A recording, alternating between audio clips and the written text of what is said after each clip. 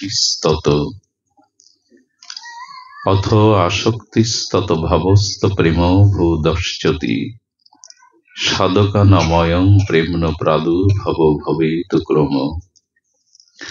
কলিপাবন অবতার পরম প্রেমময়, প্রেম পরদত্ত সীমা, রাধা মাধব মিলিত তনু, পরম করুণা বরুণালয়, সংকীর্তন পিতা নাম প্রেমদাতা, শ্রী শ্রী শচীনন্দন নদিয়া বিহারী শ্রী গৌর হরি।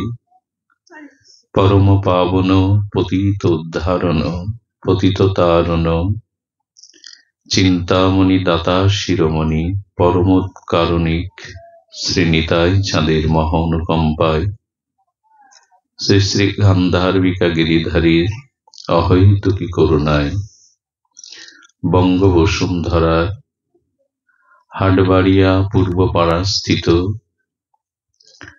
আজ এই মহামাঙ্গলিক সুমঙ্গল ভাগবতীয় যজ্ঞে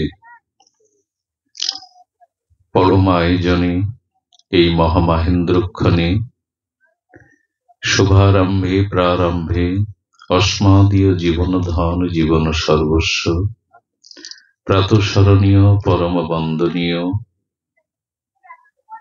সদ্গুরু শ্রী ভগবান শ্রী শ্রীল গুরু মহারাজের রাতুল আতুল পাবন পদারবিন্দে পরার্ধ কোটি দণ্ডবত প্রণতি। তৎসহ ভাগবত আচার্যবৃন্দ, সংকীর্তন রসজ্ঞবৃন্দ, অনুভবী মহাপ্রভুর প্রিয় ভক্তবৃন্দ, সজ্জনগণ, বৈষ্ণবজন, মান্যজন, শ্রদ্ধাশীলা দেবী মূর্তি কল্যাণিয়া মাতৃগণ, সকল ভক্তচরণে দিন অতি দিনের সশ্রদ্ধ দণ্ডবত প্রণতি। ভলিউমটা একটু বাড়িয়ে দিতে বলছো, একটু করতাল দাও, এগুলো খেয়াল করো আগে থেকে না।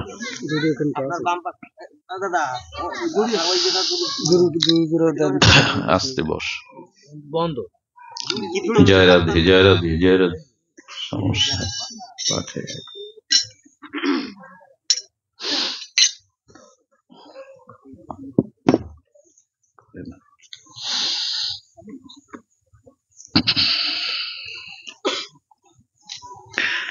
আদৌ শ্রদ্ধা তত সাধুসঙ্গ অথ ভজন ক্রিয়া, অনর্থ তত অনর্থ নিবৃত্তি শাশ্বত নিষ্ঠা ঋষিস্তত অথ আসক্তিস্তত ভাবস্ত প্রেমাভূদশ্চতি সাধকানাং ময়ং প্রেম্ন প্রাদুর্ভাবে ভবেত ক্রম। সদীজন,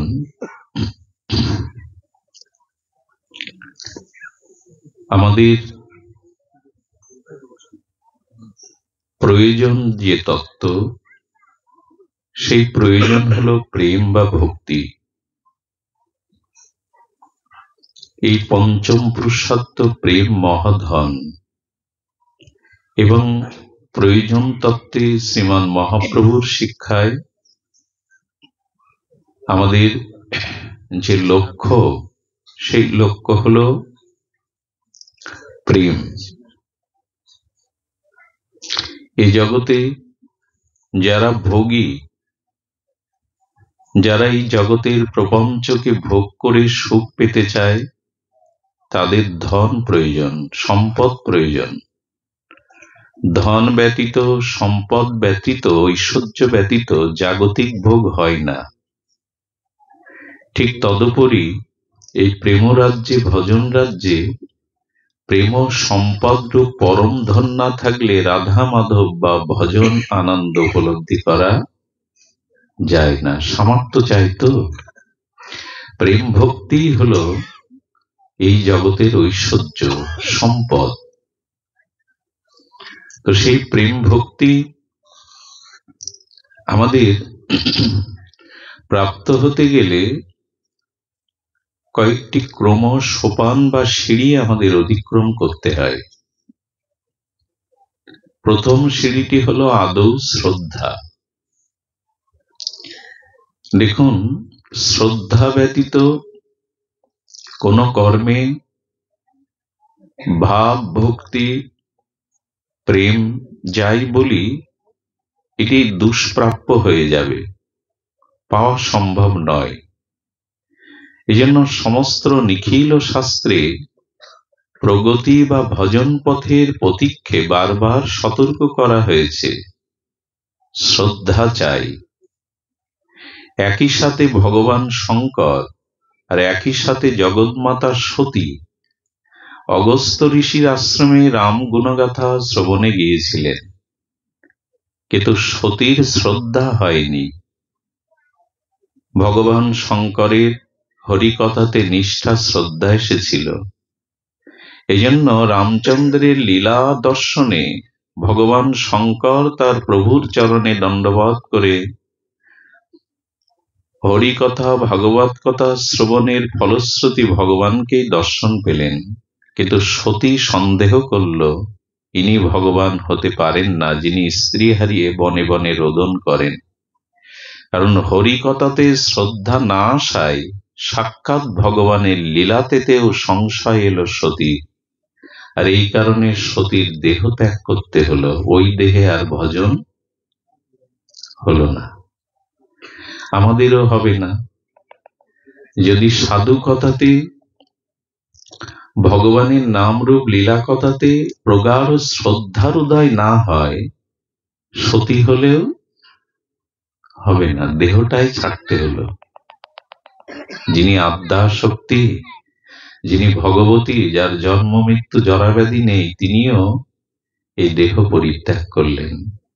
এই জন্য আদৌ শ্রদ্ধা, শ্রদ্ধার পরে সাধু সঙ্গ, সাধু সঙ্গ থেকে ভজন ক্রিয়া, ভজন ক্রিয়া থেকে অনর্থ নিবৃত্তি, অনর্থ নিবৃত্তি থেকে নিষ্ঠা, নিষ্ঠা থেকে রুচি, রুচি থেকে আসক্তি, আসক্তি থেকে ভাব, ভাব ক্রমোন্নতিতে ভক্তি বা ভক্তির পরিপক্ক অবস্থা প্রেম।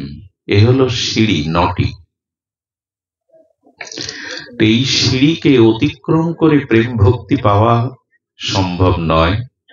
আসুন আমরা হরিকথাতে শ্রদ্ধা নিয়ে, শ্রদ্ধাটা কেমন জানেন? ধ্যান দিন, শ্রদ্ধাটা কেমন ধ্যান দিন। এক প্রখ্যাত সঙ্গীতজ্ঞ, যিনি ঐশ্বরিক শক্তি সম্পন্ন প্রখ্যাত সঙ্গীতজ্ঞ, তার সঙ্গীত সুধা, তার সঙ্গীত রসালাপ শ্রবণের উৎকণ্ঠায় স্বয়ং রাজা ব্যাকুল। রাজা যখন তাকে নিবেদন করলেন তার সঙ্গীত সুধা তার রাজ্যে তিনি আস্বাদন করতে চান স্বয়ং প্রজা সহ, তিনি একটি শর্ত দিয়ে দিলেন। সাধারণ সঙ্গীতজ্ঞ নয়, রাজা হোক বাদশাহ হোক, তিনি শর্ত জুড়েছিলেন, আমার সঙ্গীত সূচনা পর্বে যদি কেউ সঙ্গীত সুরালাপ আমি মুগ্ধ হয়ে মাথা হেলায়, মাথা দোলায়, সঙ্গে সঙ্গে তার মস্তক ছেদন করতে হবে। এই শর্তে রাজি থাকলে আমি সুরালাপে রাজি আছি। যেহেতু সঙ্গীত শোনার উৎকণ্ঠা রাজার, রাজি হয়ে গেলেন, ঘোষণাও দিলেন। খোলা তলোয়ার নিয়ে রাজার সেনারা পাশে দাঁড়িয়ে কয়েক হাজার লোকের সামনে উনি সেই অপার্থিব সুরমূর্ছনা সুরালাপ শুরু করলেন।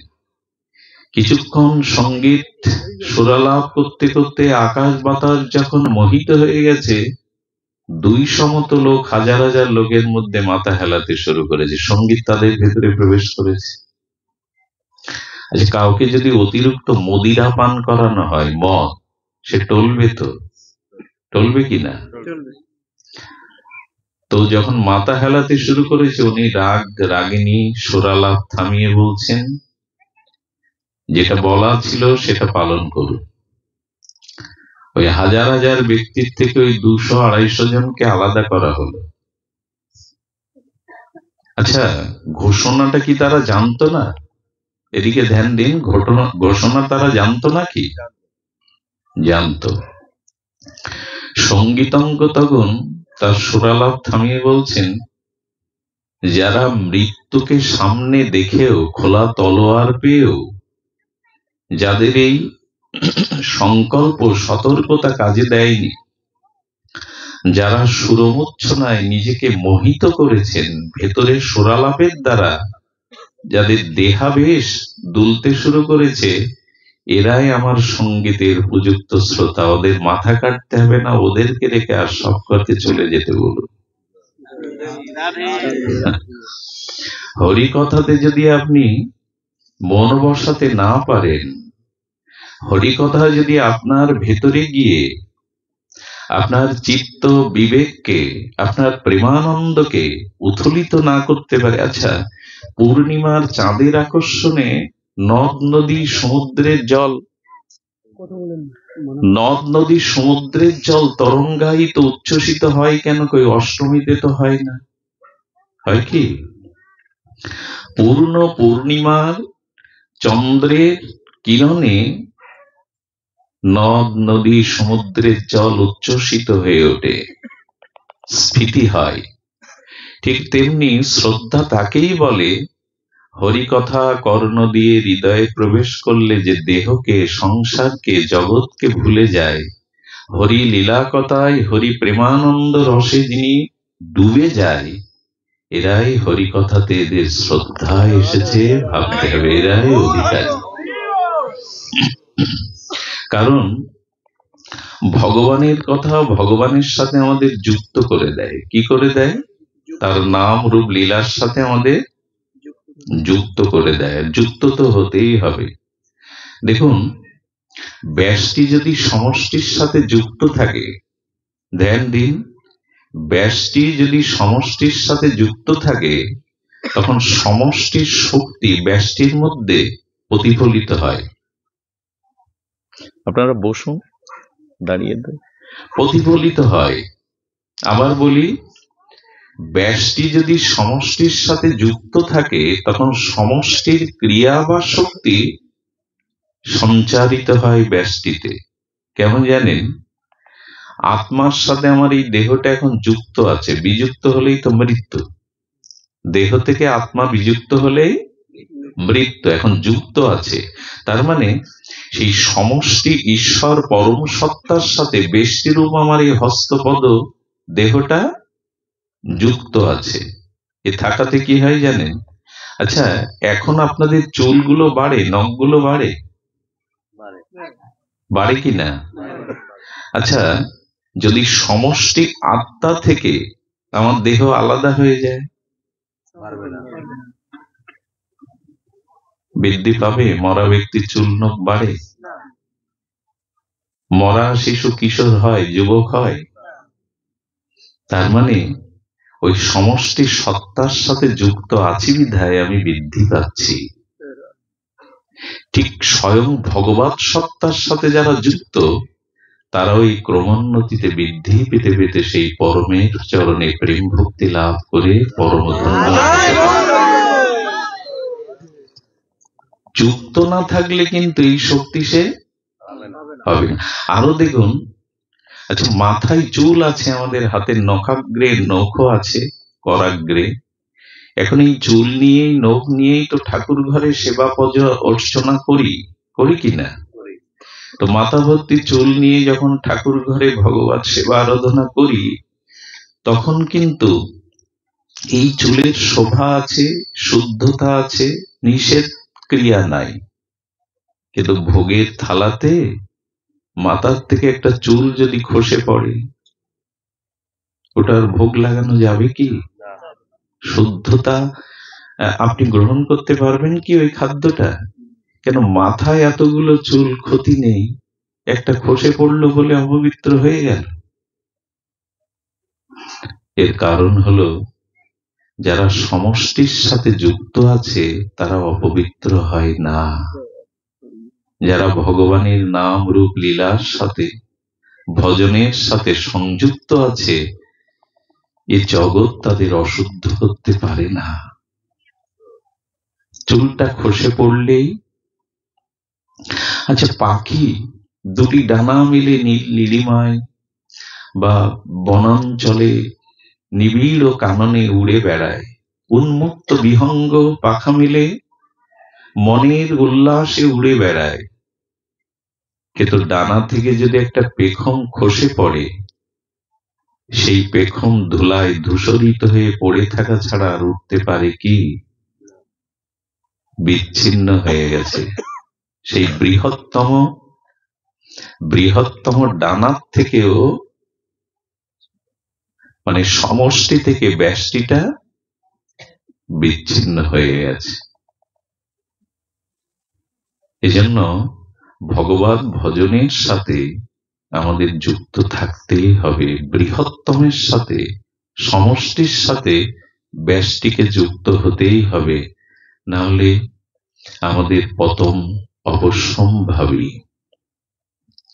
অবশ্যম্ভাবী আমাদের পতন। এই জন্য শাস্ত্রী বারবার বলেছেন, যুক্ত থাকো। তেষাং সতত যুক্তানাং ভজনাম প্রীতিপূর্বকং দদামি বুদ্ধি যোগম তাং উপজান্তিতে। এই গীতার মহাবাণীতে ভগবান বলছেন, তেষাং সতত যুক্তানাম, আমার সাথে যুক্ত হও। আর ভগবানের সাথে যুক্ত হওয়া মানে ভক্ত সাধু সঙ্গে ভগবানের নাম রূপ লীলা কথার সাথে যুক্ত হয়ে যাওয়া। এগুলির সাথে যুক্ত হতেই হবে। যদি যুক্ত হতে পারি, তবেই জীবনের শাশ্বত কল্যাণ, প্রয়োজন তত্ত্ব প্রেম ভক্তি ক্রমোন্নতিতে পাওয়ার একটা আশা ভরসা আমাদের আছে। এই জন্য শ্রদ্ধার পরে সাধু সঙ্গ এসেছে। শ্রদ্ধার পরে কি এসেছে? সাধু সঙ্গ। সাধু সঙ্গের মহিমা তো অপার। সাধু সঙ্গের মহিমা বর্ণনাতীত। কে বর্ণনা করতে পারে? তবু সাধু সঙ্গের একটি মহামহিমা শোনায়, আমাদের রুচিকর হবে। দুপা এগিয়ে যাওয়ার নিশ্চিত প্রেরণা পাবেন যদি খুব ধ্যান দিয়ে শোনেন। কথাগুলি আপনার হৃদয়ে যেন প্রবেশ করে। শুনুন, এক ব্রাহ্মণ, তিনি সুব্রাহ্মণ। পুরাকালের দিনে ব্রাহ্মণরা তাদের ব্রাহ্মণত্ব ধর্ম, তাদের নববিধ ক্রিয়া, যজন যাজন, অধ্যয়ন অধ্যাপনা, দান দক্ষিণা, এর উপরেই জীবিকা নির্বাহ করতেন। যজমান অতি অল্প, আয়ের পথ রুদ্ধ, দুটো বয়স্ক মেয়ে বিবাহযোগ্যা, কন্যাদায়গ্রস্ত এই ব্রাহ্মণ পিতা বড় হতাশাগ্রস্ত। চাইতে তো পারেন না। মেয়ের বিবাহের জন্য চিন্তিত এই পিতা অন্যের সংস্থান করতেও ব্যর্থ। কখনো কখনো উপবাস, একদিন দুই দিন। নিজের হতাশা আর নিজের ব্যর্থতার দায় নিজে নিয়ে মানসিক চিন্তায় তিনি ধীরে ধীরে ক্ষয় হতে থাকলেন।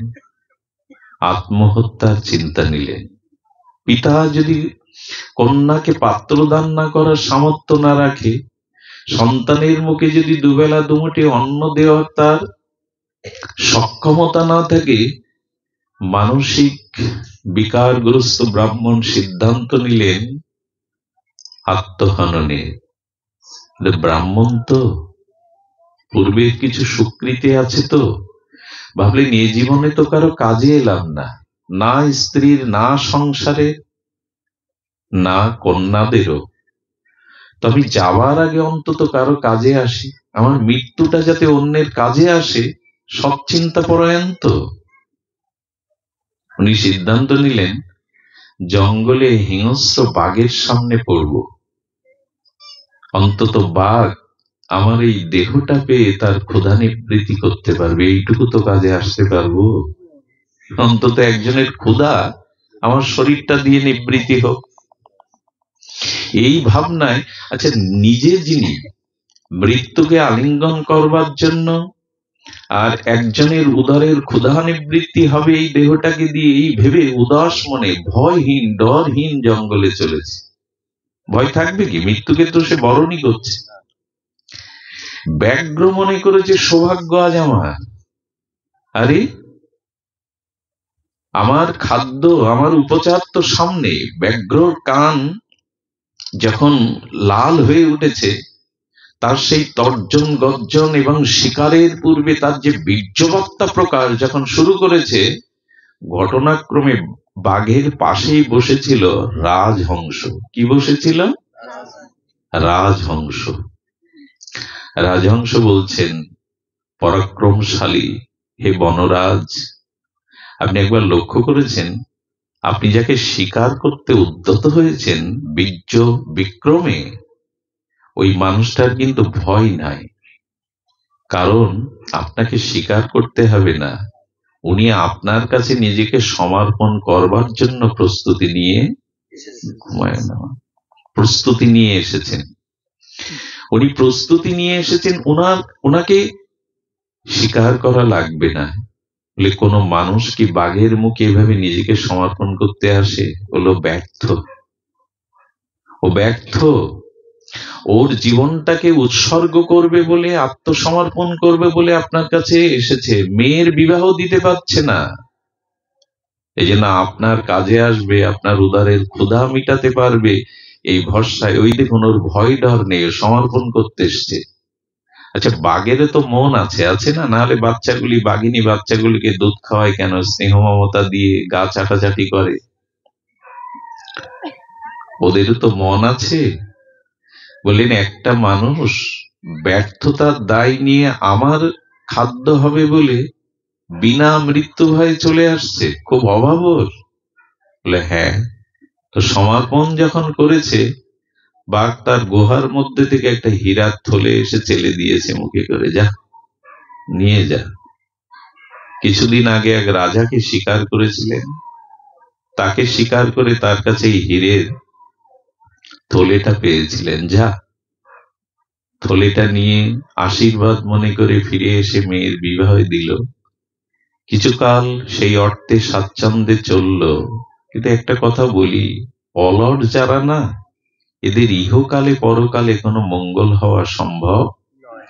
যদি মনে করেন কঠিন একটা শৈত্যপ্রবাহ চলছে, আজ আর পাঠে যাব না, আজ আর কর্মে যাব না, এই বসে খাওয়া অলস মানুষরা জগতের বোঝা, নিজেই নিজে বোঝা। কৃপণ বা অলস ব্যক্তি জগতে কোনো হিতকার কর্মে জয়ী হতে পারে না। এই জন্য অলস ব্রাহ্মণ খেতে খেতে সব শেষ করে ফেলেছে। গিন্নি বলল, কিছুই তো আর নাই। বললো, আমার এক যজমান আছে, ওই রাজহংস, ওই তো বুদ্ধি দিয়ে আমাকে পাইয়ে দিল, মৃত্যুর বদলে আশীর্বাদের জীবন দিল। আমার যজমান আছে, ও তো আমার যজমান, ওর কাছে আবার গেলে কোনো উপায় পাবো। হ্যাঁ, আজ আবার চলে এসছে, আগের সেই ভয় ডর নাই। কারণ বাঘ তো আমাকে চিনেছে, করুণা করেছে, আর আমার যজমান আছে। কিন্তু আজ কি এসে দেখলো জানেন?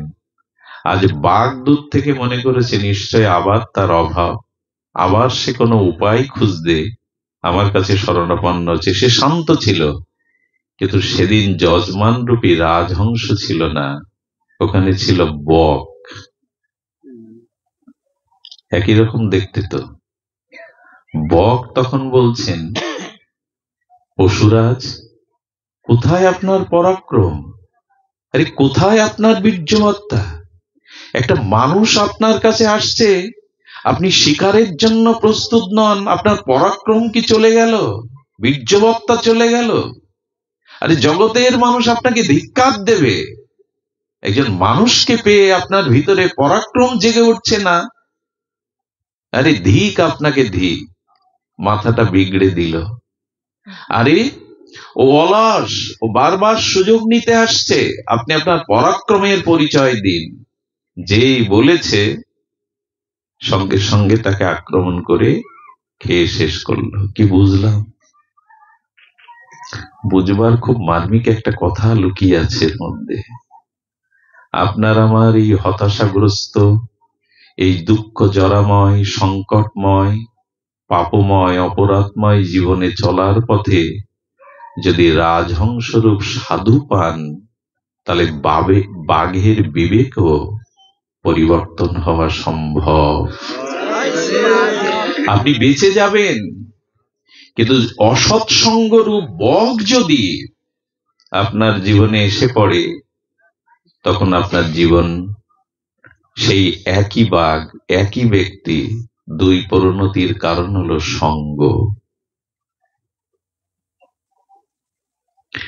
আপনার জীবনে যদি সাধু বা সৎ পাশে থাকে না, যে কোনো অবস্থার মধ্যে আপনি জীবন খুঁজে পাবেন, প্রেরণা পাবেন। ভগবানের স্নিগ্ধ করুণা আশিস এই সাধু সঙ্গে আপনি পাবেন। পাপময় স্খলিতময় জীবনেও নব অনুরাগ আসবে, উষার আলো জাগবে। নিখিল শাস্ত্র এই জন্য সাধু সঙ্গের মহামহিমা কীর্তন করেছেন। আর জীবনে অসৎসঙ্গরূপী যদি বক থাকে, তাহলে নিশ্চিত আপনার পতন, স্খলন অবধারিত। এই জন্য আমাদের জীবনে রাজহংসরূপ পরমহংস কোন সাধু থাকুক, পথহারা হবেন না, শেষ হয়ে যাবেন না, এইটুকু নিশ্চিত বলতে পারি। দেখুন, একবার রামচন্দ্রের দর্শনের জন্য রামচন্দ্রের দর্শনের জন্য হনুমান বানররা যাচ্ছে। সর্বশ্রেষ্ঠ যে রাম ভক্ত হনুমান সবার পিছনে। হনুমানের সাধু সঙ্গের প্রীতি দেখুন, কি সাংকেতিক শিক্ষা দেখুন। হনুমান, সাধারণ বানররা আগে চলছে, তুমি তাদের পেছনে। বললেন, এখন আমি ওদের সাধারণ বানর মনে করছি না, যারা প্রভুর চরণ দর্শনের জন্য এগিয়ে যায় তাদের আমি সাধু মনে করি। তুমি পিছনে কেন? বলে, যারা ভগবত চরণের দর্শনায় লালসায় এগিয়ে যায়, তাদের পেছনে থাকলে তাদের কৃপায় আমিও তার চরণ পাবো, এই জন্য আমি পিছনে চলেছি, এই জন্য আমি পিছনে চলেছি। আহা, এই জগৎ সংসারে জন্ম মৃত্যু ভ্রমণ করতে করতে সেই জন্ম মৃত্যু বা এই সংসারের ক্ষয় তখনই হবে যখন সংসার ভ্রমিতে কোন শুদ্ধ ভক্তের সঙ্গ পাবেন, ভক্তের পিছনে চলবেন। হনুমানজি দেখাচ্ছেন। হনুমান বললেন, আচ্ছা, আপনি তো পেয়ে গেছেন প্রভুর চরণ, তাহলে আবার পেছনে কেন? বললেন, পেছনে থাকার আর একটা কারণ আছে। কেউ প্রভুর পথে যেতে যেতে যদি পিছিয়ে পড়ে, প্রভুর কাছে যদি যাওয়ার আগ্রহ হারিয়ে ফেলে, শ্রদ্ধা হারিয়ে ফেলে, আমি পিছনে আছি কেন জানো? তাদের পিছনে পতন হতে দেব না, আমি তাদের আবার নিয়ে যাব, প্রেরণা দিয়ে প্রভুর চরণে পৌঁছে দেব। আপনি যদি মাঝে মাঝে ভক্তি হারিয়েও ফেলেন, ভজন শিথিলতাও আসে, পেছনে যদি সাধু থাকে, সে আপনাকে পেছাতে দেবে না। সে আপনাকে যথাযথ রূপে, দেখুন, সুগ্রীব স্ত্রী হারা, রাজ্য হারা, ভয়ে ভীত, ঋষিমুখ পর্বতে বালির ভয়ে লুকিয়ে আছে।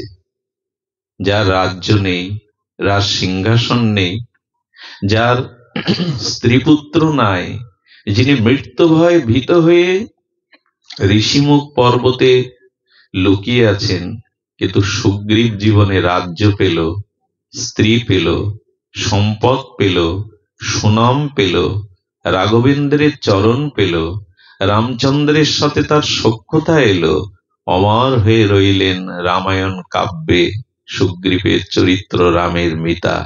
এই সব কিছু ফিরে পাওয়ার কারণ কেন জানেন? আর যার সব ছিল, রাবণকে বধ করার মতো পরাক্রম ছিল বালির, এবং যার রাজ্য ছিল, স্ত্রী ছিল, পুত্র ছিল, তার পরাজয় হয়ে সব হারালো। আর সব হারানো সুগ্রীব সব পেল। কারণ এগুলো জীবন দিয়ে দেখুন।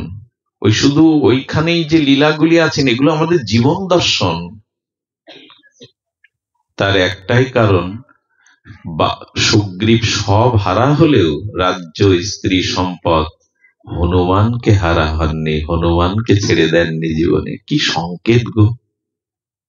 সব ছেড়েছিলেন, কিন্তু হনুমানকে সঙ্গ ছাড়া কারণ নেই। এবং এই ভক্ত হনুমানের কারণেই তার সব ফিরে পাওয়া, রাজ্য ছিল, স্ত্রী ছিল, সম্পদ ছিল, যুবরাজ অঙ্গদ ছিল, বালির বল শক্তিও ছিল, কিন্তু বালির জীবনে হনুমান ছিল না বলেই সব হারালো। আমার মনে হয় মুক্তার মতো এই সিদ্ধান্তগুলো গলায় ঝুলিয়ে রাখি, যাতে পথহারা না হয়। জীবনে সবাই চলে যাক, সবাই মুখ ফিরিয়ে নিক, যেন সাধু সঙ্গ হতে বঞ্চিত না হয়, সাধু সঙ্গ থেকে জীবনে বঞ্চিত না হই। সব পেল। আচ্ছা দেখুন, বিভীষণ ভক্ত, বিভীষণ ভক্ত, বিভীষণ রাক্ষস কেউ বলেনি। বিভীষণ ভক্ত, লঙ্কায় থেকে রাবণের নিষেধের পরেও সে তুলসী রাখত, ঘরে রাম নাম লেখা থাকতো, রাত জেগে ভজন করতেন। আচ্ছা, যদি বিভীষণ ভজন করেন, রামচন্দ্রের চরণপাদ পদ্ম অনুভব করে থাকেন, তো সীতাকে সেই লঙ্কায় বন্দি অবস্থায় বিভীষণ কোনো চেষ্টা করেনি কেন? একদিক দিয়ে আমি প্রভু তোমায় ভক্তি করি, একদিক দিয়ে তোমার ভক্তিকেই আটকে রেখেছে আমি তার। বোঝা যায় কি কথা? খুব সাংকেতিক কথা, কথাগুলো জীবনে খুব মূল্যায়ন করা দরকার। ভক্তিকে বন্দি করে রাখা হয়েছে, অথচ আমি ভজন করছি। এই জন্য বিভীষণকে রামচরিতমানসে তুলসীদাস গোস্বামী বলেছেন ভ্রমের প্রতীক। কিসের প্রতীক? ভ্রম।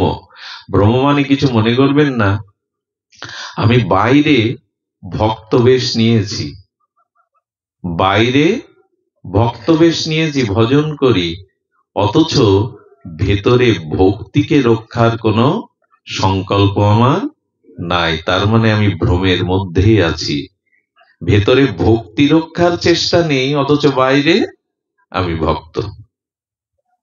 এরা ভ্রমের মধ্যে আছে। এত যদি তোমার ভক্তি, কেন লঙ্কা ছাড়ছ না? কেন লঙ্কা ছাড়ছ না? সীতা উদ্ধারের কি চেষ্টা করেছো তুমি? কখন ছাড়লো জানেন? হনুমানের কৃপা যাবে হলো। হনুমান ব্রাহ্মণ বেশে সুগ্রীবকে রাম কথা শুনিয়েছিলেন, আর এর পরপরই বিভীষণের ভাগ্যে রাবণের লাথি জুটল। আমিও বলি, আমরা আমরা ভজন পথে এসেছি, সাধন পথে এসেছি, কিন্তু আমাদের ভ্রমদূর। লঙ্কা আমরা ছাড়তে, ভোগের জায়গা আমরা ছাড়তে পারছি না। কবে পারবো জানেন? যেদিন হনুমান মহারাজের মতো কোন শুদ্ধ ভক্তের মুখে হরি কথা শোনার ভাগ্য পাবো, তখনই সংসার ক্ষয় হবে। ক্ষয় হবে এই জন্য মায়ার লাথি তখন আমাকে ব্যথা দেবে। আর কতকাল মায়ার লাথি খাবো? খাচ্ছি তো। একটা কথা বলি, পৃথিবীতে আজ পর্যন্ত যাদের সাথে সম্বন্ধ বা সম্পর্ক করেছেন, সেই সম্পর্কে কেউ ব্যথা দেয়নি বা সম্পর্ক পূর্বের মতো আছে, একথা কেউ স্বীকার করতে পারবেন না। সাংসারিক কোন সম্পর্ক ধীরে ধীরে ধীরে ধীরে স্বার্থ এসে দেখা দেয়, ধীরে ধীরে সামর্থ্য না থাকলে শিথিল হয়ে যায়, আর একটা সময় ব্যথাটা, লাথিটা তারাই মারে। সম্বন্ধ করে কেন জানেন মানুষ? নিরাপত্তার জন্য, আশ্রয়ের জন্য। একমাত্র সাধুগুরু বৈষ্ণব আর ভগবানের আশ্রয় ছাড়া সব আশ্রয়গুলো একসময় স্বার্থে শিথিল হয়ে আসে, সেই সম্বন্ধ টিকিয়ে রাখা যায় না। এই জন্য মানুষ যেতে যেতে একটা আক্ষেপ নিয়ে যায়, যাদের আপন ভেবেছিলাম তারা আমার আপন। আপনটাকে চিনবে কি করে? আপন চিনতে গেলে তো মহতের কৃপা দরকার। মহতের করুণা ছাড়া ভগবানের উপলব্ধি হয় না। এই জন্য বিভীষণ রাবণের পদাঘাতে সেই রাত্রে লঙ্কা ত্যাগ করলেন। আমার মনে হয় মাঝে মাঝে মায়ার লাথি খাওয়া, কলঙ্ক, অপমান, কষ্ট পাওয়া, যাদের সাথে সম্বন্ধে আটকে আছি, যার সাথে নিত্য শাশ্বত সম্বন্ধ, তার কাছে না গিয়ে যাদের কাছে পড়ে আছি, সেই সম্বন্ধের মাঝে মাঝে একটু কষ্ট, দুঃখ, যন্ত্রণা পাওয়া ভালো। মনে পড়ে, মনে পড়ে। মনে পড়ে আমার চিরচেনা চির আপনজন, ব্যথার ব্যথী এরা কেউ না। এই জন্য বিভীষণ ত্যাগ করেছিলেন। দেখুন, ভক্ত সঙ্গ গুরু সঙ্গ হলে কি হয়? বিশ্বামিত্র যজ্ঞ সফল হলে রাম লক্ষ্মণকে বলছেন চলো আমার সাথে। দেখুন, বিশ্বামিত্র আগে চলেছে, পিছনে চলেছে রামভদ্র, সর্বপিছনে কনিষ্ঠ লক্ষ্মণ ঠাকুর। এখানে সংকেতটা কি? রামচন্দ্র পূর্ণব্রহ্ম ভগবান হয়েও বলছেন, আচ্ছা উনি তো ভগবান আর উনি তো মুনি, বিশ্বামিত্র ঋষি বা মুনি। তো যেহেতু রামচন্দ্র বিশ্বামিত্রকে গুরু জ্ঞান করেন, রামচন্দ্র বললেন যদি চলতেই হয় গুরুর পিছনে চলো, গুরুদেবের আগে আগে চলো না। এই দেখো, আমি বিশ্বামিত্র আগে চলেছেন, পিছনে চলেছেন রাম। আচ্ছা আমরা পারবো তো? স্বয়ং ভগবান বিশ্বামিত্র গুরুদেবকে আগে নিয়ে। এই জন্য জীবনের অগ্রে সাধুগুরু বৈষ্ণবকে রাখুন, তখন পথ চলার ভুল হবে না, তখন আর স্খলিত হবেন না। এই একটা অপূর্ব সংকেত। সাধুগুরু বৈষ্ণবের আদর্শকে সামনে রেখে চলুন, তাদেরকে সম্মুখে রেখে চলুন, জীবনের পথহারা হতে হবে না। তো চলেছেন, চলতে চলতে হঠাৎ সেই বনের মধ্যে নিবিড় বনলক্ষ্মীর শোভা, সবুজ পল্লবে পল্লবিত, পাখির কলকাকলিতে পঞ্চম টানে আর বিহঙ্গের সুরকলতালে সমস্ত তপবন মধুময়। চলেছেন ভগবান, চলেছেন ঋষি বিশ্বামিত্র। হঠাৎ বিশ্বামিত্র দাঁড়িয়ে পড়লেন। দাঁড়িয়ে পড়ে দেখছেন এই সবুজ বনলক্ষ্মীর শোভামণ্ডিত বনে একটি জায়গায় গাছ শুকিয়ে গেছে, আর সবুজ পাতা ফল ফুল ফলে না। বাতাসটা যেন তপ্ত, দীর্ঘ নিঃশ্বাসের বাতাস। সেখানে কোনো শুভ লক্ষণ নাই। পুরো তপবনের মধ্যে এরকম একটা পোড়া জায়গা দেখে, অভিশপ্ত জায়গা দেখে বিশ্বামিত্র দাঁড়িয়ে গেলেন। বিশ্বামিত্র দাঁড়ানোর সাথে সাথে রামভদ্র দাঁড়িয়ে গেলেন। কিন্তু রামচন্দ্রের দৃষ্টি তখন পড়েছে একটা পাষাণের দিকে। কার দিকে পড়েছে? পাষাণের দিকে। এই পাষাণী হলো অহল্যা।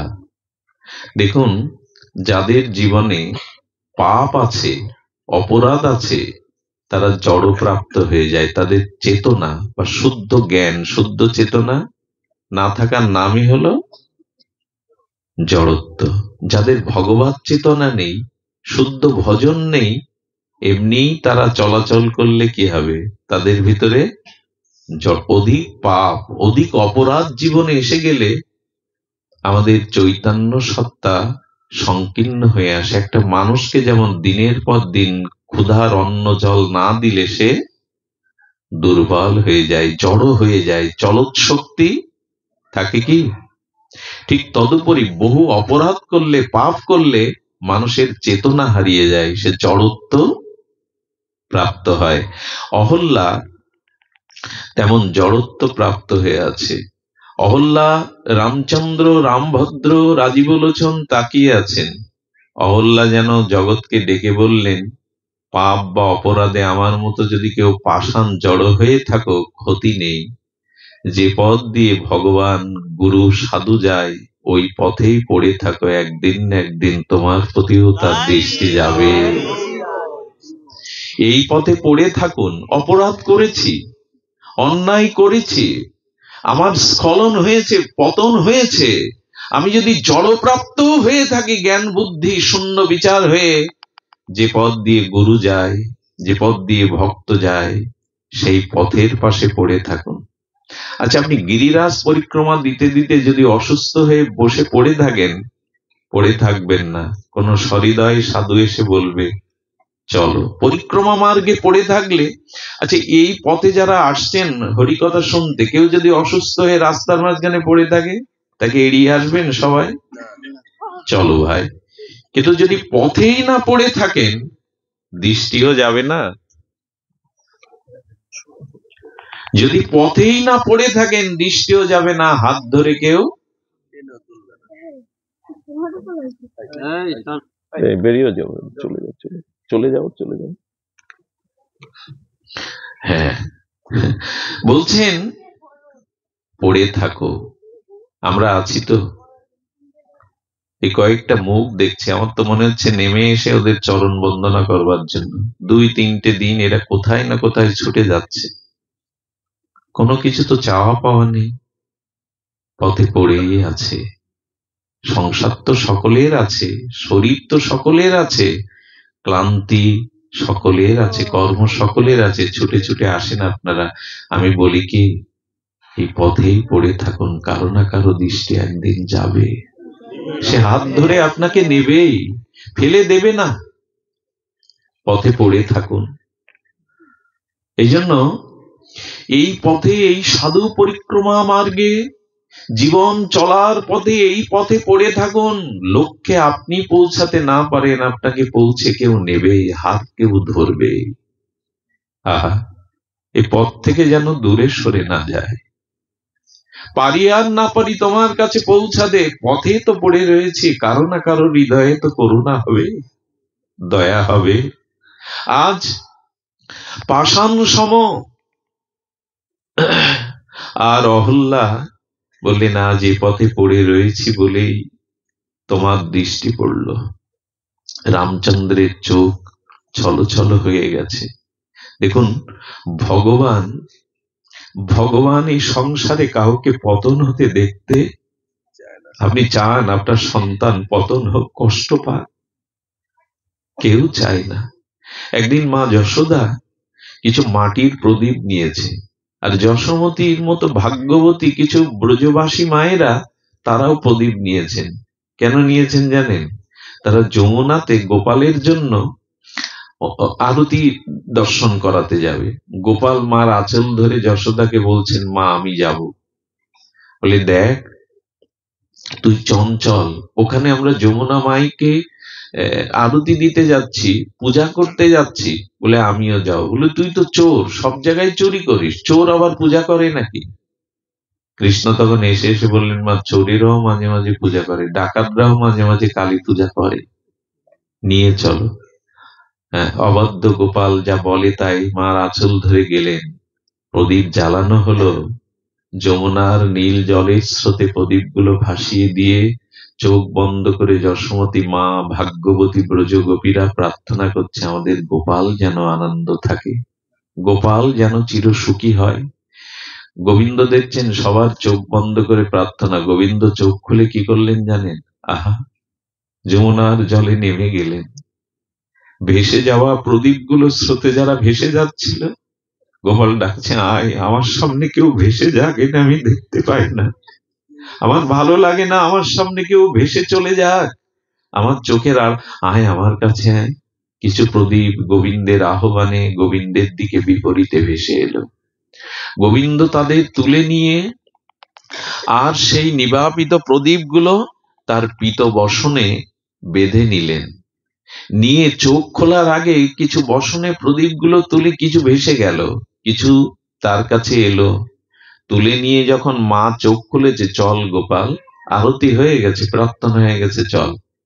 আসতে গিয়ে পীতবরণে সেই মাটির প্রদীপগুলো ঝনঝন করে বাজছে। কি রে গোপাল, তোর আঁচলে কি বাজে?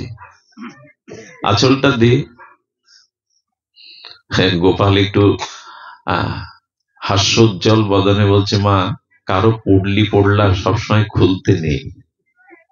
যশোদা তখন বললেন, চোরের পুডলি খোলা যায়, এসেছিস তো খালি হাতে, এখানে এর মধ্যে কি বেঁধে নিয়ে যাচ্ছিস দেখি। খুলে দেখে ভাসানো কিছু প্রদীপ। ও, এখানেও প্রদীপ চুরি করেছিস? না মা। গোবিন্দ গভীর হয়ে গেলেন। গোবিন্দের চোখের কোণে ছলছল করে উঠল প্রেমাশ্রু।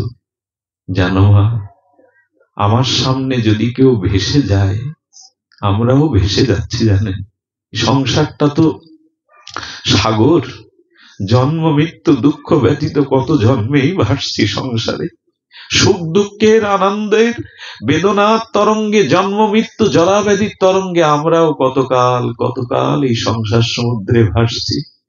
গোবিন্দ বললেন, আমার সামনে কেউ ভেসে যাক, আমি তো চাই না। আচ্ছা গোপাল, তাহলে তুই কাউকে ভেসে যেতে দিতে চাস না? না মা। তো সব প্রদীপগুলোকে কেন নিলি না? কিছু কেন নিলি? কি মার্মিক কথা। গোবিন্দ তখন বললেন, আমি গুরু রূপে সাধু রূপে এই সংসার কাল স্রোতে ভেসে যাওয়া কাউকে ডাকি, এসো আমার কাছে এসো, আর ভাসতে হবে না তোমায়, এসো আমার কাছে এসো।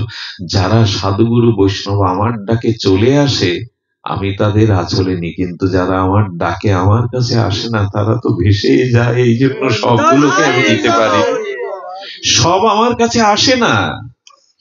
এই দেখুন, তার ডাক আসে, এই হরিকথা হরিনামই তার বংশীধ্বনি।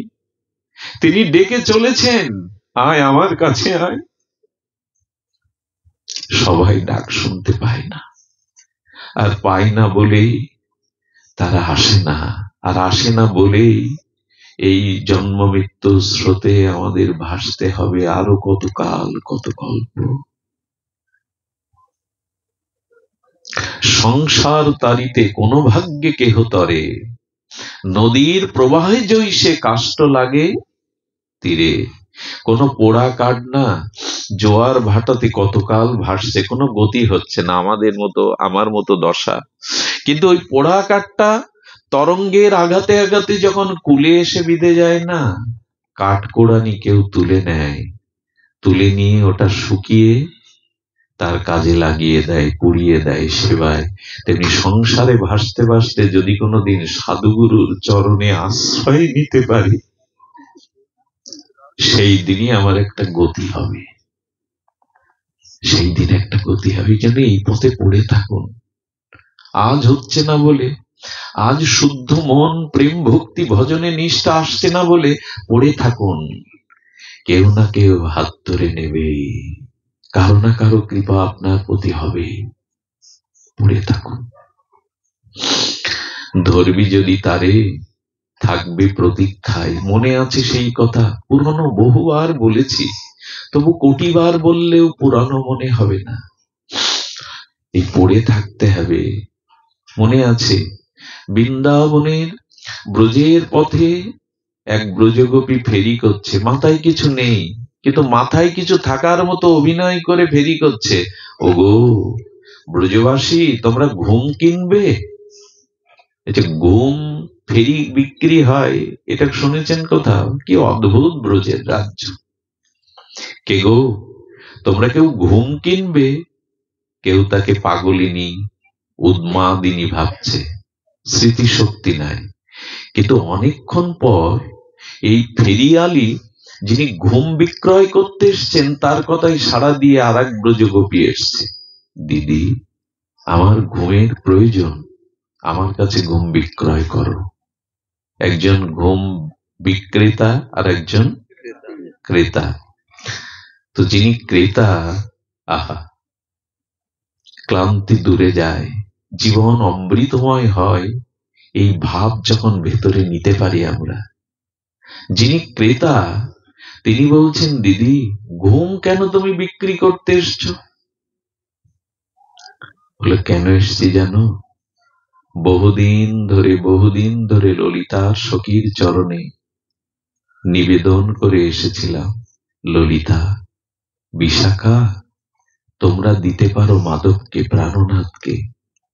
একদিন আমি কুঞ্জ সাজিয়ে ব্রজে অপেক্ষা করব, একটি বারের জন্য প্রাণনাথ প্রাণবল্লভ গোবিন্দকে আমার কুঞ্জে পাঠাও না, একটা ক্ষণের জন্য। ললিতা সুখীর বিশেষ আশীর্বাদ কৃপা পেয়েছিলাম।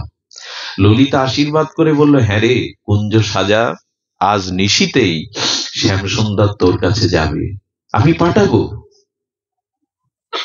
মাঝে মাঝে ললিতার পিছনে গোবিন্দ হাত জোড় করে। স্বয়ং স্বয়ং ব্রজেন্দ্র নন্দন ললিতা বিশাখার পিছনে হাত জোড় করে, কেন জানেন? রাধারানীর সাথে মিলিয়ে দাও, দেখা করে দাও। এই জন্য তো তুলসী বন্দনে আমরা গাই, এই নিবেদন ধরো সখীর, সখীর অনুগত্য না নিলে শ্যাম সুন্দরকে পাওয়া যাবে না। ওইখানে আমি যেতে পারবো না। প্রধানমন্ত্রীর সাথে সরাসরি আপনি দেখা করতে পারবেন? পারবেন না। এই জন্য বলছেন এই নিবেদন ধরো সখীর অনুগত করো। তো ললিতা আশীর্বাদ করে দিল শ্যাম সুন্দর কাছে পাঠাবো, ব্রজবিহারীকে, ব্রজবল্লভকে তোর কুঞ্জ মন্দিরে পাঠাবো। সেই কুঞ্জ মন্দির ফুলদলে পল্লবে সুসজ্জিত করে, আর সেই আসন পেতে কুঞ্জ দুয়ারে অপেক্ষায় এই গোপী। পাতা পড়লেও যেন সতর্ক চকিত হয়ে ভাবছে এই বুঝি গোবিন্দের চরণ এলো। এই অপেক্ষা করতে করতে রাত্র তীব্র হারে নিদ্রা এসে গেল চোখে। যখন নিদ্রা এলো না, ভোরবেলা শ্যাম সুন্দর ব্রজ জীবন ব্রজবল্লভ কুঞ্জ বিহারী এসেছিলেন। এসে বললেন, যার জন্য এলাম সে তো ঘুমিয়ে পড়েছে। গোবিন্দ কুঞ্জ দুয়ার হতে ফিরে গেল। যিনি ঘুম বিক্রি করতে এসছেন সেই সখী বললেন, প্রভাতে সূর্যোদয়ের পরে দেখলাম তার চরণ অঙ্কিত ধুলার উপরে পড়ে আছে। বুঝলাম এসেছিল, কিন্তু আমি জেগেছিলাম না। সে এসেছিল, কুঞ্জ দুয়ারে এসেছিল কুঞ্জ বিহারী, কিন্তু আমি ঘুমিয়েছিলাম। সেই দিন প্রতিজ্ঞা করেছি, ঘুমিয়ে পড়লে যদি তোমায় হারাতে হয়, এই জীবনে আমি আর ঘুমাবো না, আমি জেগে থাকবো। তাই ঘুম বিক্রি করতে এসছি। এই জীবনে আমি আর, এটা ভাব দিয়ে বুঝুন, বিচার বা যুক্তি তর্ক দিয়ে না। ভক্তির জগৎটা ভাবের, এখানে খুব যুক্তি তর্ক খাটাতে যাবেন না। যেমন বহুদিন পর একটা সন্তান পেলে, ওই সন্তান যদি মারা যায় 2-4 বছর পরে, ওই মা সপ্তাহখানির মধ্যে ঘুমাতে পারে না, খেতে পারে না, তার মাথায় জল দিয়ে দেখবেন শুকিয়ে যায়, নিদ্রা নেই। তেমনি গোবিন্দকে কুঞ্জ মন্দির হতে হারিয়ে প্রতিজ্ঞা করেছে, ঘুম বিক্রি করে দেব, আর কোনোদিন ঘুমাবো না। যিনি কিনতে এসছে তাকে বলছে, দিদি তুমি কেন ঘুম কিনতে চাও? বলে, তোমারও যে কারণ আমারও সেই একই কারণ। জানো, সারাদিন শ্যামসুন্দরের চিন্তা করি, তার কথা ভাবি, তার লীলা মনন করি। এই মনন করতে করতে ঘুমিয়ে পড়েছিলাম। ঘুমিয়ে পড়লে গোবিন্দকে যেই মালা পরাতে যাব, সেই ঘুম ভেঙে গেছে। ঘুম ভেঙে দেখি শ্যাম সুন্দর আর নাই। স্বপ্ন ভেঙে গেলে কি আর স্বপ্ন বস্তু থাকে? সেই দিন থেকে প্রতিজ্ঞা করলাম, ঘুমিয়ে যদি তোমায় পাই, তাহলে আজ থেকে আর জাগবো না, ঘুমিয়ে ঘুমিয়ে তোমাকেই দেখবো। এই জন্য আমি ঘুম নিতে এসছি। আহা, এইসব অনুভব করতে হবে। থাক, ধরবি যদি তারে, থাকবি প্রতীক্ষায়। এই প্রতীক্ষায় পড়ে থাকুন এই পথে। একদিন না একদিন তার করুণা আসবেই। শুধু নিষ্কপটে এই পথে পড়ে থাকুন। এই পথে পড়ে থাকলে কেউ বঞ্চিত হবে না। উনি কাউকে বঞ্চনা করেন না। আচ্ছা গোবিন্দ, তোমাকে যে ভক্ত এত আকুল ব্যাকুল হয়ে উৎকণ্ঠায় খুঁজে বেড়াচ্ছে, তুমি দর্শন দাও না কেন? এত যে ভক্তরা চোখের জলে ব্যাকুল হয়ে তোমাকে খুঁজে, তুমি কেন দেখা দাও না? গোবিন্দ বললেন, আমি লুকিয়ে থাকি। লুকিয়ে থাকি কেন জানো? যখন সব ফেলে আমার পেছনে আমাকে কেউ খোঁজ করে, আমার বড় ভালো লাগে তাকে দেখে। আমি দূরে দাঁড়িয়ে দাঁড়িয়ে তাকে দেখি। আর জানো, আমরা ছোটবেলায় লুকোচুরি খেলতাম, জানেন, সকলের স্মরণে আছে সেই শৈশবের স্মৃতি, সুখময় স্মৃতি। আমরা যে লুকোচুরি খেলতাম, পলাটু খেলতাম, যে পলায়ন করত তাকে খুঁজে না পেলে সেই দেখা দেওয়ার জন্য ব্যগ্র হয়ে যেত, কারণ দেখা পেলেই তো আনন্দ। ও লুকিয়েছে হারিয়ে যাওয়ার জন্য। গোবিন্দও বললেন, আমাকে যখন কেউ খোঁজে না চোখের জলে, হা গোবিন্দ বলে, হা রাধা বলে, আমার বড় ভালো লাগে। আর আমি লুকিয়ে থাকি দেখা দেওয়ার জন্য, লুকিয়ে থাকি তাকে হারাবার জন্য না, কিন্তু খুঁজে নেওয়ার মধ্যেই তো আনন্দ। খুঁজতে থাকুন, পথে পড়ে থাকুন। অহল্যা অহল্যা পাষাণীর দিকে দৃষ্টি পড়েছে। গুরুদেব বুঝতে পারলেন, বলে রাম, এত কিছু থাকতে এই পাষাণের প্রতি তোমার দৃষ্টি কেন? এই জন্য তো রঘুপতি রাঘব রাজা রাম পতিত পাবন সীতারাম। প্রভু, তুমি তো পতিত পাবন, পতিতকে তো তুমি এড়িয়ে যেতে পারো না। বিশ্বামিত্র বলছে, রাম, এত কিছু থাকতে তোমার পাষাণের দিকে দৃষ্টি গেল কেন? উত্তর দিচ্ছেন টিকাকারগণ, উনি তো পতিত পাবন। দেখুন, আমরা পতিত, আমি পতিত, কিন্তু ভরসা একটা কি জানেন? পতিত পাবন নাম ধরেছে তুমি, তুমি তো আমাকে এড়িয়ে যাবে না। যত অপরাধ পাপ করে থাকি, যদি এই পদে পড়ে থাকি, তুমি পতিত পাবন। কত বড় ভরসার কথা দেখুন তো। মোহ সমপতিত আর কেহ নাই, কিন্তু ভরসা একটাই, আমি পতিত হলেও তুমি পতিত পাবন। গুরুদেব বুঝতে পারলেন, ঋষি বিশ্বামিত্র, রাম, একটা কাজ করতে হবে তোমায়। তোমার রাতুল চরণখানা এই পাষাণের উপর একটু দাও তো। আচ্ছা, গুরুদেব বলল, আর রঘুপতি রাম তা দেবে? বলেন, প্রভু, এর অধিকারী আপনি, এর অধিকারী আপনি, আপনি উপস্থিত, আপনি চরণ রাখুন। আচ্ছা, বিশ্বামিত্র রামচন্দ্রের গুরু, আচার্য, তো তিনি রামচন্দ্রকে বলছেন কেন নিজে না দিয়ে? খুব ধ্যান দিয়ে শুনুন কথাটি, জীবনে কাজে আসবে, খুব কাজে আসবে। বিশ্বামিত্র, এই ঋষি বিশ্বামিত্র, মুনি বিশ্বামিত্র তখন বলছেন, রাম, এ কাজ তোমার। কারণ কারণ কেন জানো? কারণ এই জন্য যে স্বপ্নেতেও তুমি কোন রমণীকে পরস্ত্রী জ্ঞানে দেখনি।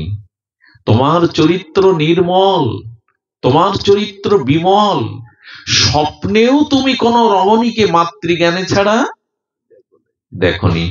তো যে চরিত্রে নির্মল, আর যার চরিত্র স্খলন হয়েছে, সেই স্খলিত চরিত্রকে পাবন করতে পারে যার চরিত্র নির্মল, শুদ্ধ। রামচন্দ্রের চরিত্র কেমন নির্মল, সাধকদের এটা খুব জানা দরকার। এ পথে যারা আছে তাদের জানা একান্ত দরকার। রাবণ বধ হওয়ার পরে মন্দাদরী সতী দেখতে এসেছিল, আমার পতিকে কে বধ করলো, রাবণ কেমন। তো যখন মন্দাদরী আসছে, তখন বিকাল ছায়াটা পড়েছে, দীর্ঘ মন্দাদরীর ছায়াটা রামচন্দ্রের চরণে ছায়া পড়েছে দূর থেকে। যেই ছায়া পড়েছে, রামচন্দ্র উঠে মন্দাদরীকে প্রদক্ষিণ করে মা বলে প্রণাম করলো। মা, অপরাধ হয়ে গেছে, অজান্তে আপনার ছায়াটা আমার চরণে এসে পড়েছে। মন্দাদরী তখন বলছে, যার স্ত্রীকে হরণ করে আমার স্বামী, আর তার স্ত্রীর ছায়া পায়ে পড়লে যে মা বলে প্রণাম করতে পারে, সেই তো ভগবান হবে, সেই তো ভগবান হবে। হ্যাঁ, শুদ্ধ চরিত্র যার, স্খলিত চরিত্রকে সেই উদ্ধার করতে পারে। আয়নায় যে ময়লা জমে যায় না দর্পণে, ওইটা মুছতে গেলে যে ভাঙা দিয়ে মুছতে হয়, সেটা পরিষ্কার হতে হয়। তাতেও যদি ধুলা থাকে, তা ধুলা আরো। এই জন্য বলি কি, শুদ্ধ নির্মল সাধুর সঙ্গ করুন। আর এদের চরণ ধুলির এমন একটা মহিমা আছে, ওই ধুলিতে আমাদের পাবন করে দেবে, আমাদের প্রতি স্খলন অপরাধ দূরে দিয়ে যাবে। এই জন্য রামচন্দ্রকে বলছেন, তুমি চরণ দাও, তোমার বিমল চরিত্র, তোমার মতো চরিত্র বিমলতা, এই স্বপ্নেও তুমি পরস্ত্রীকে মাতৃজ্ঞান ছাড়া দেখুন। একটা অদ্ভুত কথা এসেছে এখানে রামচরিত মানুষে। দেখুন, সীতাহরণের পরে রাবণ কুম্ভকর্ণকে জাগিয়ে বলছেন, আমি সীতাহরণ করেছি। কুম্ভকর্ণ বললেন, আদৌ সম্ভব? জগৎলক্ষ্মীকে হরণ করা তোমার সাধ্য নয়। বললেন, কি করে করলে? বললো, সন্ন্যাসীর বেশ ধরে গিয়েছিলাম। বলে, এই জন্য পেরেছ? রাবণ রূপে গেলে পারতে না। আচ্ছা, কিন্তু হরণ তো করলাম কুম্ভকর্ণ, কিন্তু সীতা যে আমার দিকে একবারও তাকায় না। তখন কুম্ভকর্ণ কি বলেছিল জানেন? আহা, আমি কথাটা আস্তে আস্তে ভাবছি আর আমার ভিতরে রক্তগুলো টকবক করে উঠছে, এখনো লোমকূপ গুলো খাড়া দিচ্ছে। দেখুন, এসব কথা নয়। কুম্ভকর্ণ বলছেন, আচ্ছা সন্ন্যাসীর বেশ ধরে হরণ করেছো, এখন সীতাকে পাওয়ার জন্য রামরূপ ধরো, ছল করে রামরূপ ধরো, তার কাছে রামরূপে যাও। বোঝা যায় কথা? রাবণ বললে, একবার ভেবেছিলাম, রামরূপের যেই ভাবনা ভেবেছি যে রামরূপ ধরবো, এই ভাবনার সাথে সাথে সীতার দিকে তাকিয়ে দেখি তাকে মা বলতে ইচ্ছা করছে। আমার ভিতরে আর পাশবিক ভাব নাই। কি আশ্চর্য! ওই রূপ ধরবো এরকম সংকল্প করে তাকিয়ে দেখি আমার সামনে সীতাকে পরস্ত্রী মনে হচ্ছে না, মায়ের মতো মনে হচ্ছে। ভগবানের নাম, ভগবানের নাম রূপ লীলা চিন্তা করুন। আমাদের চোখ শুদ্ধ হবে, দৃষ্টি শুদ্ধ হবে, চিত্ত বিমল হবে। আর যার চিত্ত শুদ্ধ, সেই তো অশুদ্ধকে শুদ্ধ করতে পারে। এই জন্য অমল বিমল সাধু সঙ্গ চাই। এই সাধু সঙ্গের দ্বারা অনর্থ দূরে যাবে। দেখুন, বহুদিন ধরে সঙ্গ করে যাদের অনর্থ যাচ্ছে না, জানতে হবে অপরাধ থেকে যাচ্ছে, সাধু সঙ্গ ঠিক ঠিক হচ্ছে না। ঠিক ঠিক এই জন্য আপনাদের একটা অনুরোধ করি, ব্যথা পেতে পারেন।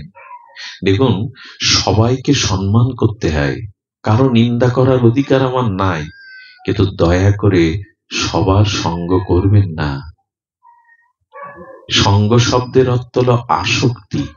সবাইকে মান্যতা দেবেন, সবাইকে শ্রদ্ধা করবেন, দূর থেকে প্রণাম করবেন, কিন্তু সঙ্গ সকলের করা যাবে না।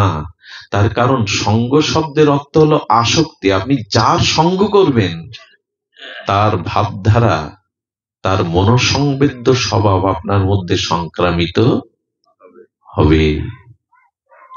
এই জন্য জীবগোস্বামীপাদ বহু চর্চিত কথা বহুবার বলেছে, আবারও বলি, বারবার শোনাতে হয়, শুনতে হয়।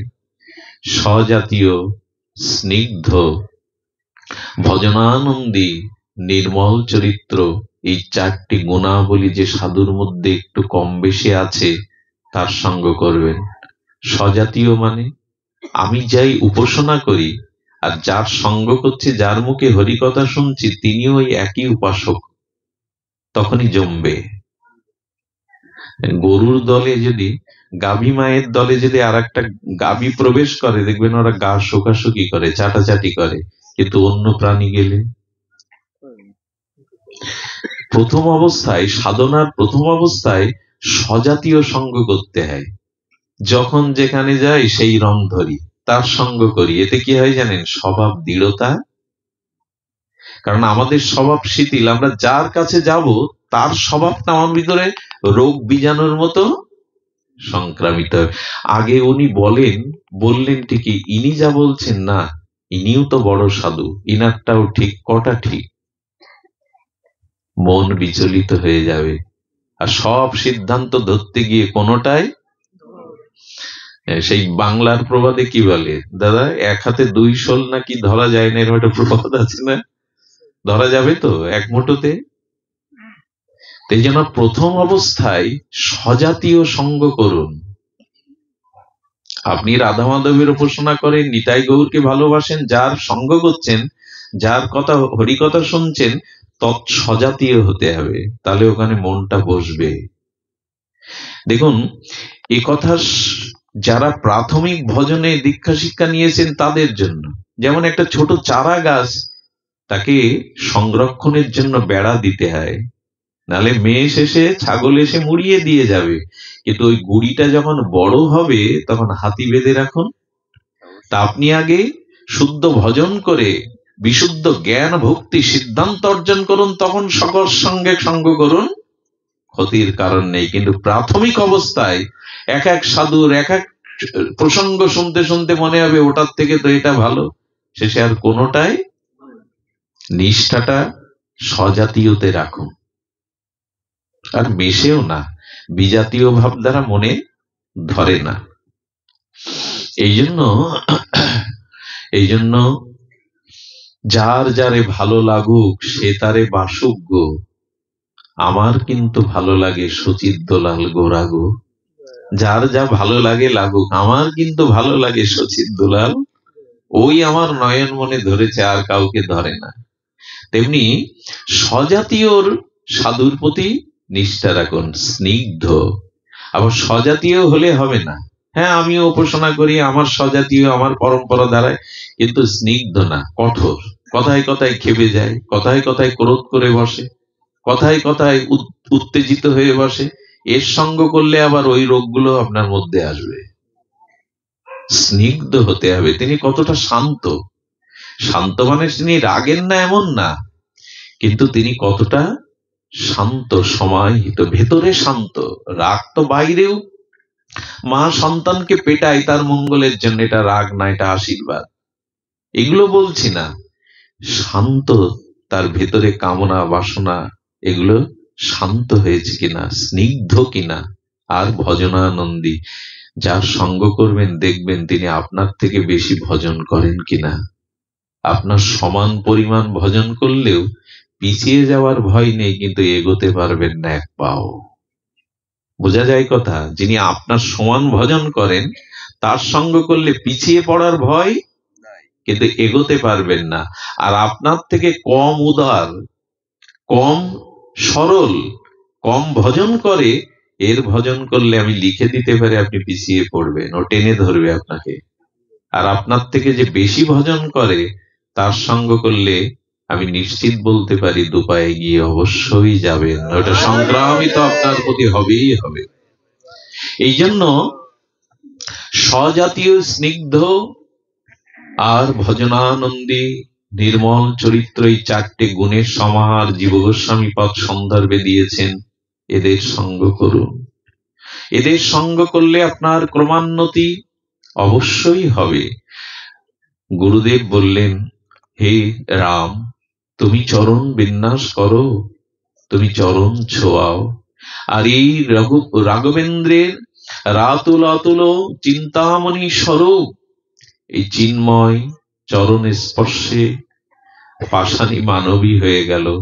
অহল্যা আমাদের কাছে একটা ভরসা দিয়ে গেল, তোমারও যদি আমার মতো স্খলন পতন হয়, ভরসা হারিও না, পতিত পাবন চরণের পানে চেয়ে থাকো, একদিন না একদিন তোমার কৃপা হবে। চেয়ে থাকো, পড়ে থাকো। আমি বলি এই পথ থেকে পিছিয়ে যাবেন না, তবে এই পথে আসতে গেলে না অনেক বাধাও আছে, অনেক বাধা। আমি জানি এখানে অনেক মায়েরা আছে, বাড়িতে গেলে তাদের জবাবদিহি করতে হবে। এখানে অনেকেই আপনারা এসছেন যারা অনেকেই খুশি না, সকাল সকাল দোকান বন্ধ করে, কাজ নেই, খেয়ে দিয়ে দৌড়াও, সংসার চুলোই যাবে। শুনতে হয়, শুনতে হয়। তবে বিখ্যাত প্রখ্যাত উপমহাদেশের মান্নাদের একটা গান আমার খুব ভালো লাগে, জানি না এটা বলা এখানে উচিত নয়, তবু ভালো লাগে। যখন কেউ আমাকে পাগল বলে, তার প্রতিবাদ। হ্যাঁ, রাধারানীকে বলছেন কলঙ্কিনী, রাধারানী হাসছে, আনন্দ পাচ্ছে। রাধারানী বলছেন, কলঙ্ক আমার ভালো কেন লাগে রাধা? কলঙ্ক তো কারো ভালো লাগার কথা নয়। ভালো লাগে এই জন্য কৃষ্ণের সাথে যুক্ত করেই কলঙ্কটা দিচ্ছে বলে। কৃষ্ণে কলঙ্কে কলঙ্কিনী, আমার একা একা কলঙ্কিনী বললে খারাপ লাগার বিষয় ছিল, কিন্তু কৃষ্ণে কলঙ্কিনী যখন বলে না, কলঙ্ক আমার ভালো লাগে, তার জন্যই তো কলঙ্ক। এ পথে এসে যদি গালি, কলঙ্ক, অপমান নিতে হয়, ওটাও পুরস্কার মনে করে নেবে। তোমার জন্যই তো কলঙ্ক নিয়েছি, তোমার জন্যই তো কলঙ্কের মালা। রাধারানী বললেন, শ্যাম কলঙ্কে কলঙ্কিনী বললে আমার বড় ভালো লাগে, বলুক না। কত কথা মায়েদের শুনতে হয়, শোনো মা, তার পথে তাকে ভালোবেসে কলঙ্ক নাও। এই কলঙ্ক নিলে কি হবে জানেন? শোভা হবে। চাঁদে যদি একটু কালো দাগ না থাকতো না, চাঁদ এত শোভা, খালি সাদা কাগজটা মূল্যায়ন হতো না, ওর মধ্যে কালির আঁচড় যদি না পড়তো, মাঝে মাঝে একটু মেঘ না করলে আকাশটাও ভালো লাগতো না। গোবিন্দের জন্য ভগবত পথে চলতে একটু কলঙ্ক অপমান সয়ে নিন। এটাও এটাও আপনার জীবনে শোভা পাবে, শোভা পাবে। এই জন্য অনেক কলঙ্ক নিতে হয়, অনেক কষ্ট স্বীকার করতে হয়, তবু এ পথে পড়ে থাকতেই হবে। ধরবি যদি তারে, থাকবি প্রতীক্ষায়। এই প্রতীক্ষার প্রহর যেন আমাদের শেষ না হয়, এই প্রতীক্ষায় আমাদের থাকতেই হবে। মনে আছে রাসের মুরলীর ধ্বনিতে, সেই যমুনা পুলিনে শারদ পূর্ণিমায় শ্যাম সুন্দরের অদরামৃতে সেই বাঁশি বেজেছিল। হ্যাঁ, বাঁশি বাজার সাথে সাথে কোন গোপী যারা ঘর থেকে বেরিয়ে আসার জন্য প্রস্তুতি নিয়েছিল, কারো কারো স্বামী চুলির মুঠি ধরে তাদের ঘরে রুদ্ধ করে রেখেছিল, কিন্তু বলেছিল, শোনো, এ দেহের প্রতি অধিকার তোমার আছে, আমার প্রাণের প্রতি তোমার কোনো অধিকার নেই। আমি আমার প্রাণারামের কাছে ছুটে চললাম। কি অনুভূতি থাকলে দেহটা সঙ্গে সঙ্গে ছেড়ে দিল, দেহটা সঙ্গে সঙ্গে ছেড়ে দিল, প্রাণ চলে গেল শ্রী গোবিন্দের চরণে। অনুরাগ থাকতে হবে। সংসার যতই বাধা হয়ে দাঁড়াক, যতই কলঙ্ক প্রতিবন্ধকতা আসুক, যেন যেতে ভুল না হয়, তোমার কাছে যেতে যেন ভুল না হয়। এই যাওয়াটা আমাদের একান্ত প্রয়োজন, এই পথ যেন রুদ্ধ না হয়। সুধীজন, যাওয়ার পথে বাধা সকলের ছিল, মীরাবাইয়ের ছিল, ঠাকুর বিল্বমঙ্গলের ছিল, কার না ছিল। তবে এ পথে আসলে সব থেকে, ভাগবতে এলে কি হয় জানেন? সাধু সঙ্গে ভাগবতে এলে সব থেকে যে উপকারটা হয় সেটা শুনুন। তুকারামের কথা মনে আছে? তুকারামরা এক নাম নামে এক উত্তরপ্রদেশে সাধু ছিলেন, নাম নিষ্ঠ মহাপুরুষ।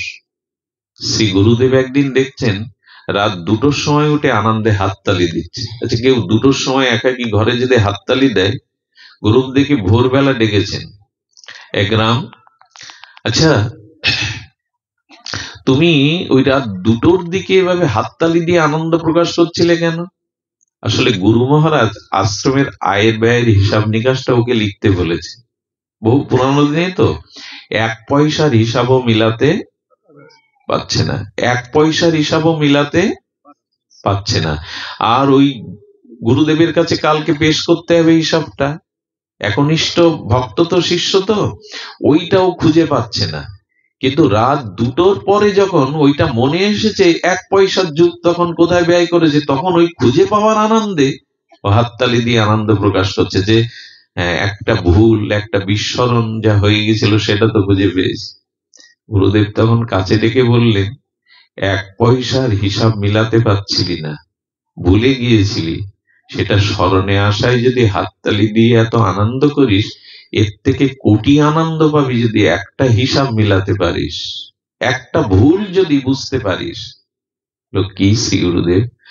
জীবনের ভুলটা যদি ধরতে পারতিস তাহলে এর থেকে পরম আনন্দ হতো। 1 পয়সার ভুল ধরলে যদি তোর এত প্রসন্নতা আসে, জীবনের ভুলটা কোথায়? জীবনের ভুল কি জানেন? তাকে ভালো না বাসা, তাকে মনটা না দেওয়া। এর থেকে বড় ভুল আর সব ভুলের সংশোধন হবে। কিন্তু এই মনুষ্য জীবন পেয়ে যদি তাকে না দিতে পারেন না, ভালোবাসাটা তাকে না দিতে পারলে ক্ষতি তো হয়েইছে, আরো ক্ষতি হয়ে যাবে। তাই বলি, কোনো বাধা উপেক্ষা, সব বাধা উপেক্ষা করে আমাদের আসতে হবে। সব বাধা যেন অপেক্ষা করি। নবদ্বীপের একটা লীলা বলে বিশ্রাম করি। আজকের এখানে পরিবেশটা এত নির্মল কেন জানি না। এখানে কান পাতুন, মনের কান পাতুন। দেখবেন আমরা জগতে জরা দুঃখ ব্যাধি যন্ত্রণার মধ্যে আছি, একবারও মনে হবে না। একটা অন্য অনুভূতির জগৎ তৈরি হয়ে যায়। এই জন্য সাধু সঙ্গ, হরি কথা এ মরলোকে বৈকুণ্ঠের থেকেও মূল্যবান, বৈকুণ্ঠের থেকেও মূল্যবান। হ্যাঁ, এই জন্য হনুমানজি বৈকুণ্ঠে যেতে চাননি প্রভুর সাথে। যেখানে তোমার সাধু সঙ্গ হরি কথা নাই, সে বৈকুণ্ঠে আমি যাব না। এই জন্য এই অনুভূতিটা একমাত্র মহৎ সঙ্গে পাওয়া যায়। বড় দুর্লভ এটি। এই অশান্তময় জগতে, এই ক্ষণভঙ্গুর দুঃখ জ্বালাময় যন্ত্রণা জগতে এই একটি মাত্র নিকেতন আশ্রয়, যেটা এলে চিত্ত সমাহিত হয়। সাধু সঙ্গরূপ আছে পান্থধাম, শ্রান্ত হলে সে তা করিও বিশ্রাম। যদি ক্লান্ত হয়ে পড়েন কখনো, তবে এই সাধু সঙ্গে এই পান্থশালায় বিশ্রাম নিয়েন। সুধীজন, শুনুন নবদ্বীপের সেই মহাপ্রভু লীলার ঘটনা। মহাপ্রভু তখন শিবাসঙ্গনে সেই কীর্তন শুভারম্ভে সকল প্রাচিত্র যে হরিনামে মহাপ্রভু শিবাসঙ্গনে সেই কীর্তন শুরু করেছে। আর মহাপ্রভু প্রতিদিন শিবাসঙ্গনে যেতেন। একদিন নিতাই চাঁদ আর মহাপ্রভু লক্ষ্য করছে, ভক্তরা বৈষ্ণবরা আসে তাদের চরণ ধোয়ার জন্য, আর আর নদী থেকে, গঙ্গা থেকে কেউ হাত মুখ প্রক্ষালন করবেন, চরণ ধোয়ার জন্য আলাদা জল, গঙ্গা থেকে হস্তমুখ ধোয়ার জন্য বিধৌতের জন্য গঙ্গা জল সারি সারি সাজানো। কয়েকদিন এটা দেখার পরে একদিন নিতাই চাঁদ শ্রীবাসকে বলছে, শ্রীবাস, তুমি মালিনী দেবী, তোমার পুত্র আর তোমার ভাইরা কীর্তনেই তো মেতে থাকো, এই সাধুদের সেবার জন্য, বৈষ্ণবদের চরণ প্রক্ষালনের জন্য, হস্তমুখের জলের জন্য এই জলের ঘড়াগুলো ভরে কে আনে? ভগবানের দৃষ্টি এড়ায় না। শ্রীবাস তখন বলছে, প্রভু, এক অভাগিনী আছে আমার গৃহে। অভাগিনী কেউ নেই সংসারে, তার বড় দুঃখী, এই জন্য ওনার নামও দুঃখী, ওর নামও দুঃখী, কেউ নেই। প্রভু, ও এসে হাত জোড়কে অনুরোধ করে, শ্রীবাস ঠাকুরকে বলে, পণ্ডিত একটু কৃপা করো না, একটু যদি সাধু সেবায় কাজে লাগতে পারি, অন্তত ঝাড়ু দিয়ে জলগুলো যদি এনে দিতে পারি। তাই প্রতিদিন জলের ঘড়াগুলো ভরে রাখে। নিতাই চাঁদ বললেন, ও মহাপ্রভুর সেবার জন্য, বৈষ্ণব সেবার জন্য কষ্ট করে প্রতিদিন জল তুলে রাখে, তার নাম দুঃখী। তোমার বাড়ির কাজের কই সেই, তাকে ডাকো তো। দুঃখী কাঁপতে কাঁপতে চোখের জলে নিতাই চাঁদ ডেকেছে। না জানি কি অপরাধ আমার। দুঃখী করজোরে কম্পিত হস্তে দাঁড়িয়ে বলছেন, শ্রীপাদ। দুঃখী, কে তোমার নাম রেখেছে দুঃখী? আজ থেকে আমি তোমার নাম দেব। যারা বৈষ্ণব সেবা করে, সাধু সেবা নিজের অঙ্গক্ষয় করে, তারা দুঃখী হতে যাবে কেন? যারা সাধু সঙ্গ বিরত হয়ে শুধু দেহ সংসার সুখ ভোগে কাল কাটায়, তারা মায়ার জন্য দুঃখ পাবে। যারা গৌর গোবিন্দের সেবা করে, যারা বৈষ্ণব সেবা করে, তারা কেউ দুঃখী নয়। আজ থেকে আমি তোমার নাম রাখলাম সুখী। নিতাই চাঁদের চরণে পড়ে গেল দুঃখী। নিতাই চাঁদের চরণে পড়লে অভয় হস্তে আশীর্বাদ দিলেন, তোমার কৃষ্ণ ভক্তি হোক। এই আচ্ছা, দুঃখীর তপস্যা ছিল, দুঃখীর সাধনা ছিল, শাস্ত্র জ্ঞান ছিল, শুধুমাত্র সাধু বৈষ্ণবের সেবার কারণে নিতাই চাঁদ তাকে সুখী করে দিলেন। আমাদেরও তো দুঃখ কম না? আসুন না, একটু ভগবত সেবা, সাধুগুরু বৈষ্ণব সেবার জন্য জীবনে একটু একটু সেবা ভাবনা নিয়ে এগোই। আর বাধা তো আছে, তবু বলবো, বাধা পেরিয়ে যাওয়া যাবে। শুনুন সেই কথা, মনে আছে সেই অন্ধ মাধবের কথা। অন্ধ মাধব নয়, অন্ধের পুত্র মাধব, শিশু। অন্ধ মাধব, অন্ধ মাধবের পিতা অন্ধ মাধবকে বলছে, মাধব রে, এ জীবনে তো যার চোখ নাই, জগৎ অন্ধকার, কিন্তু কারণটা তো আছে। মহাপ্রভুকে দেখতে পাই আর না পাই রে মাধব, হাত ধরে একটু নিয়ে যাবি, তার মধুর সংকীর্তন অন্তত একটু কানে নিতাম, এ জীবনে তো কিছু হবে না রে। বাবা, বাবা আমি নিয়ে যাব। মাধব কয়েকদিন অন্ধ পিতার হাত ধরে নিয়ে যায়। সংকীর্তন শুনতে শুনতে একদিন ঝড় বৃষ্টি হলো, এই যে বললাম বাধা আছে। এই ঝড় বৃষ্টিতে মাধবের শরীরে, শিশু তো, জ্বর এসে গেল। সেই জ্বরে কাতর হয়েছে মাধব, আর উঠতে পারে না। এখন মাধবের মা জেনেছেন কীর্তনে যেতে গিয়েই মাধবের এই দশা। আর তখন মহাপ্রভুর কীর্তনে বড় অন্তরায় নবদ্বীপের পণ্ডিত সমাজ। আমরা কি ধর্ম জানি না? আমরা কি বেদ উপনিষদ পড়িনি? আমরা কি শাস্ত্র জ্ঞান নাই আমাদের? নেচে গিয়ে কখনো ভক্তি হয়? মহাপ্রভুকে জানেন, নিত্যানন্দ প্রভুকে একঘরে করা হয়েছে, অদ্বৈত প্রভুকেও পর্যন্ত একঘরে করা হয়েছে। কম কষ্ট তারা পাননি ভক্তি প্রচারে। বাধা আসবে, কিন্তু মহাপ্রভুকে ভালোবেসে, হরিনামকে ভালোবেসে তারা এটিকে মালা করে নিয়েছে গলার। তখন কি করেছে জানেন? এই অন্ধ মাধবের মা একটু ঔষধের জন্য তখন হোমিওপ্যাথি চিকিৎসা, তখন অ্যালোপ্যাথি চিকিৎসা ভালোভাবে বিস্তার লাভ করেনি। তখন ওই মাধবের মা তান্ত্রিক কবিরাজ যারা ছিল নবদ্বীপে, তাদের দুয়ারে গেছে, আমার মাধবের বড় অসুখ, জ্বর, এক ফোঁটা ঔষধ দিন। তান্ত্রিকরা তখন মহাপ্রভুর এই ভক্তি সংকীর্তন যজ্ঞে বিরোধী করতে হলো। কি করে হয়েছে? কীর্তন শুনতে গিয়ে আসতে গিয়ে বৃষ্টিতে ভিজে আজ মরণাপন্ন অবস্থা। বলে কেন? ওষুধ তো মহাপ্রভু, তোমাদের ওষুধ তো হরিনাম সংকীর্তন, যাও সেখানে যাও, এখানে এসেছো কেন? এক এক করে কেউ ওষুধ দেয়নি জানে। 3 দিনের মাথায় শ্বাস উঠলো ছেলেটা।